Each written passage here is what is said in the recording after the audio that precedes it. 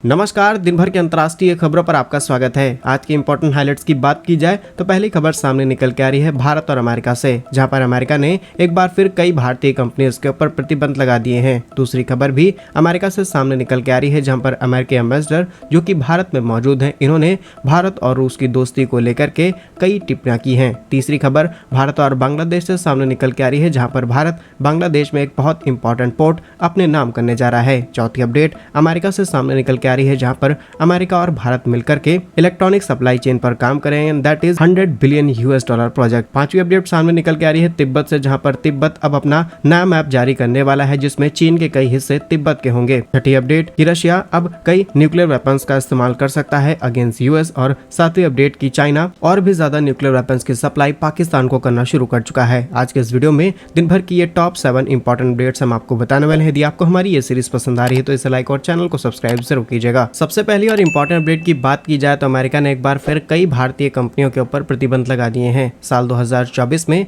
America की तरफ से भारत के ऊपर लगाया गया ये तीसरा बड़ा प्रतिबंध है। जहां रिसेंट आई रिपोर्ट की डिटेल्स की बात की जाए तो अमेरिका ने 3 भारतीय कंपनियों के ऊपर और प्रतिबंध लगा दिए हैं। जहां अमेरिकी वित्तीय विभाग का कहना है कि ये कंपनी रूस के डिफेंस इक्विपमेंट्स और कई प्रकार के टेक्नोलॉजी शेयर करने में काफी ज्यादा मदद कर रहे थे, लेकिन यहाँ पर जो वेस्टर्न कंट्रीज की टेक्नोलॉजी है वो पहले भारत आ रही थी, इन कंपनीज के माध्यम से रूस भेजी जा रही थी। और यहाँ पर सिर्फ कंपनीज नहीं बल्कि 2 इंडिविजुअल भी शामिल हैं, जिनकी कई फर्म्स रजिस्टर थी और इसमें काफी ज्यादा वो रशिया की हेल्प कर रहे थे। डिटेल्स की बात की जाए तो पहले व्यक्ति का नाम है सूर्या विशेष दत्ता और दूसरे हैं शारदा सुब्रमण्यम, जिनकी अलग अलग फर्म्स अलग अलग लोकेशन पर है। वही बात की जाए 3 कंपनियों की तो पहली है एनोज क्लाउडवर्क प्राइवेट लिमिटेड, दूसरी है मावसाल इम्पैक्ट्स प्राइवेट लिमिटेड और तीसरी है पोलर स्टार लॉजिस्टिक। इन तीनों कंपनियों के ऊपर अमेरिका की तरफ से प्रतिबंध लगाए जा चुके हैं, जहाँ पर अमेरिका के ट्रेजरी विभाग का आदेश 14024 के तहत ये सभी कंपनियां और इंडिविजुअल्स लगातार वेस्टर्न टेक्नोलॉजी रूस के साथ शेयर कर रहे थे, जिनके बेसिस पर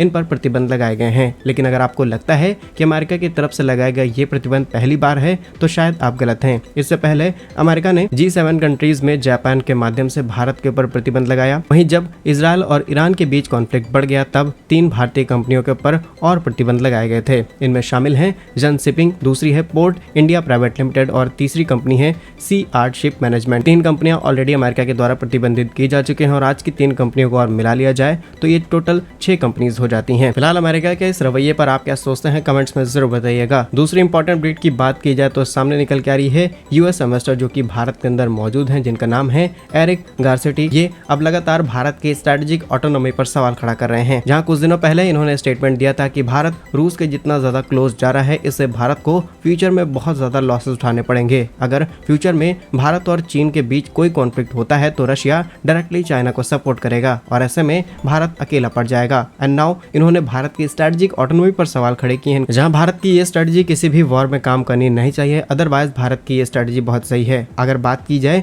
कि ये स्ट्रेटेजी एग्जैक्टली क्या है तो भारत दुनिया के सभी देशों के साथ अपने स्ट्रॉन्ग रिलेशंस रखना चाहता है अपने इंटरेस्ट के बेसिस पर, और ये चीज अमेरिका को पसंद है। लेकिन इस समय भारत जो खुलकर के रूस का सपोर्ट कर रहा है, इस चीज को अमेरिका या फिर कहें वेस्टर्न कंट्रीज झेल नहीं पा रहे हैं और इसीलिए भारत पर समय समय पर टिप्पणियां की जाती हैं। फिलहाल भारत की तरफ से इसे काउंटर किया जा चुका है। भारत की तरफ से ऑफिशियली स्टेटमेंट आया है कि हम अपनी स्ट्रेटेजिक ऑटोनॉमी पर भरोसा करते हैं और ये ऐसे ही वर्क करती रहेगी। तीसरी इंपॉर्टेंट अपडेट की बात की जाए तो भारत लगातार पोर्ट्स खरीदने में बहुत ज्यादा इंटरेस्टेड हो चुका है। पहले भारत ने इजराइल में, उसके बाद श्रीलंका में, रिसेंटली वियतनाम के साथ बात शुरू हुई और अब भारत बांग्लादेश के मोंगला पोर्ट पर काफी बड़े एक्सेस अपने हाथ में लेने जा रहा है। और भारत का ये डिसीजन सिर्फ चीन के लिए नहीं बल्कि तमाम देशों के लिए कई दिक्कत का कारण बनने वाला है। असल में रिसेंटली भारत ने ईरान के साथ करीब 10 सालों के लिए चाबहार पोर्ट का एक इंपॉर्टेंट कॉन्ट्रैक्ट अपने नाम कर लिया है और अब जब बांग्लादेश का मोंगला पोर्ट भी भारत के नाम हो जाएगा तो हम मल्टीपल यहाँ पे बिजनेस इजीली ऑपरेट कर पाएंगे। जहाँ मैप के अकॉर्डिंग अगर आप बांग्लादेश के साउथ में जाते हैं और भारत के ईस्ट की तरफ बढ़ेंगे तो आपको मोंगला पोर्ट नजर आएगा। ये भारत के लिए एक बहुत इंपॉर्टेंट लोकेशन बनने वाला है, क्योंकि कोलकाता तक ऑलरेडी भारत की काफी बड़ा रेलवे इंफ्रास्ट्रक्चर फैला हुआ है। अब अगर भारत के नॉर्थ इंडिया में किसी भी चीज का बड़ा प्रोडक्शन होता है और डायरेक्टली हमें इसे एक्सपोर्ट करना है तो पहले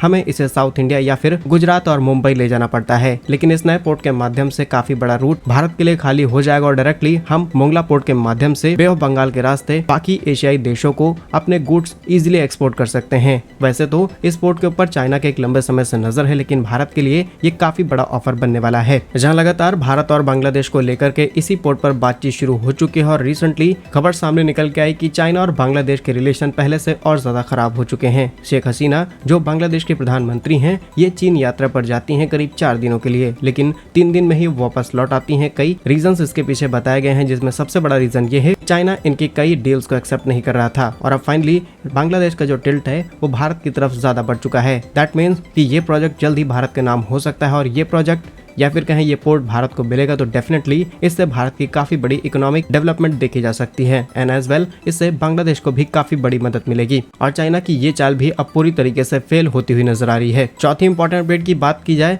तो ये भारत और अमेरिका से सामने निकल के आ रही है, जहां पर अब दोनों ही देश एक ऐसी पॉलिसी को बनाने पर काम कर रहे हैं जिससे जो इलेक्ट्रॉनिक सप्लाई चेन है वो दोनों ही देश मिलकर के बैलेंस कर पाए। जहां एक तरफ अमेरिका लगातार चाइना को इलेक्ट्रॉनिक इंडस्ट्री में खराब करने की तैयारी में है, क्योंकि आज दुनिया भर की जो इलेक्ट्रॉनिक इंडस्ट्री है इस पर चाइना की काफी बड़ी मोनोपोली है और अमेरिका नहीं चाहता कि चाइना इलेक्ट्रॉनिक के माध्यम से इतनी बड़ी अर्थव्यवस्था बन जाए जो कि अमेरिका को भी पीछे छोड़ दे। और इसीलिए अब इनके लिए एक बड़ा ऑप्शन बना है, वो है भारत, जहां पर इंडिया एंड यूएस एक नए फ्रेमवर्क पर काम शुरू कर चुके हैं, जिससे दोनों देशों के बीच में जो इलेक्ट्रॉनिक बिजनेस है ये करीब करीब $100 बिलियन का हो जाएगा। ऑलरेडी भारत का टारगेट है कि हम अपने इलेक्ट्रॉनिक इंडस्ट्री को अराउंड $300 बिलियन पहुंचाना चाहते हैं, जिसमें यह प्रोजेक्ट काफी इंपॉर्टेंट रोल प्ले करने वाला है। अब सप्लाई चेन की बात की जाए तो न सिर्फ हम इंपोर्ट एक्सपोर्ट दोनों देशों के बीच में करेंगे, बल्कि जिसका प्रोडक्शन है, ज्वाइंटली डेवलपमेंट्स हैं, ज्वाइंट वेंचर्स हैं, ये सारी चीजें एक साथ करनी होगी और अमेरिका इस चीज के लिए राजी होता है तो डेफिनेटली इससे भारत और अमेरिका दोनों को फायदे मिलेंगे। नेक्स्ट इंपॉर्टेंट अपडेट की बात की जाए तो सामने निकल के आ रही है तिब्बत से, जहां पर फाइनली अमेरिका की तरफ से पास किए गए तिब्बत एक्ट के बाद अब तिब्बत भी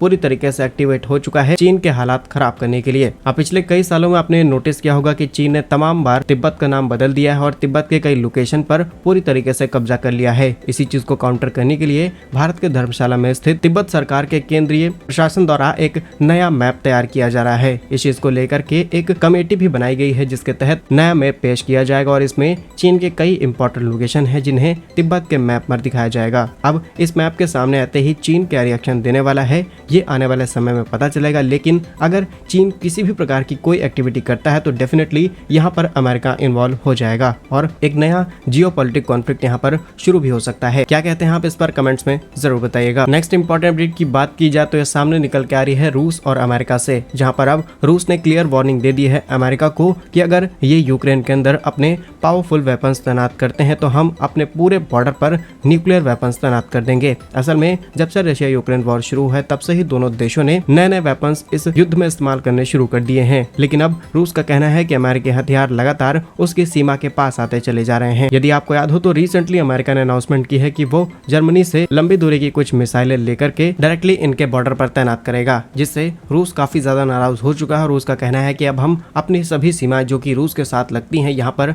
न्यूक्लियर वेपन्स तैनात करेंगे और ये जानकारी खुद रूस के उप विदेश मंत्री सर्गेई रैबकोव ने ऑफिशियली आकर के दी है। क्या सोचते हैं इस पर हमें कमेंट्स में जरूर बताइए। नेक्स्ट और इम्पोर्टेंट अपडेट की बात की जाए तो पाकिस्तान को लगातार न्यूक्लियर वेपन्स की सप्लाई होती चली जा रही है और ये सप्लाई सीधे चीन से की जा रही है, जहां पर अब चीन न सिर्फ जमीन बल्कि आसमान और समुद्र हर जगह पर पाकिस्तान की मदद कर रहा है, यानी कि तीनों सेनाओं में पाकिस्तान को न्यूक्लियर वेपन्स की सप्लाई डायरेक्टली चाइना से मिलनी शुरू हो चुकी है। इसमें कई प्रकार के सबमरीन्स, कई प्रकार के warships, attack submarines, nuclear powered submarines और एडवांस मिसाइलें, फाइटर जेट डायरेक्टली चाइना की तरफ से पाकिस्तान को सप्लाई की जा रही हैं। और एक्सपर्ट्स की माने तो भविष्य में भारत के लिए नए खतरे बन सकते हैं, क्योंकि चाइना ऑलरेडी काफी ज्यादा डिफेंस पे पैसा खर्च करना शुरू कर चुका है और उसी पैसे का इस्तेमाल डायरेक्टली पाकिस्तान को किया जा रहा है, जहाँ पर भारत के जो दोनों ही कट्टर दुश्मन है यहाँ पर अगर एडवांस वेपन तैनात हो जाते हैं तो भारत को फ्यूचर में वेपन्स और ज्यादा तैनात करने पड़ेंगे। अब या तो भारत डायरेक्टली पाकिस्तान को रोकने की कोशिश करे कि वो चीन से हथियार ना खरीदे, या फिर हम खुद